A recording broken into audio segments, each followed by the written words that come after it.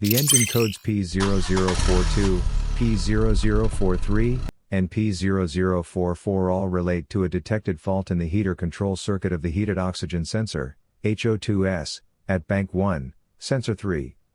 While the generic code P0042 indicates a general circuit malfunction, the more specific codes P0043 and P0044 are triggered when the vehicle's control module detects that the circuit voltage is too low or too high, respectively. Here is one of the most practical solutions to fix these error codes. The heated oxygen sensor.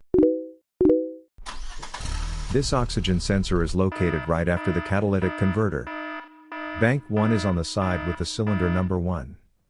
Sensor number 3 is downstream of the last catalyst in the exhaust system. Visually check the heated oxygen sensor's electrical connections, wire harness, and metal tabs for any damages. If damages are found, replace the heated oxygen sensor. If there is no damage found on the oxygen sensor, you would need to take your car to consult professional mechanics. After the repair, you can now use the Zeus app to clear the error code. And tap the rescan button one more time to make sure everything is fine with your vehicle.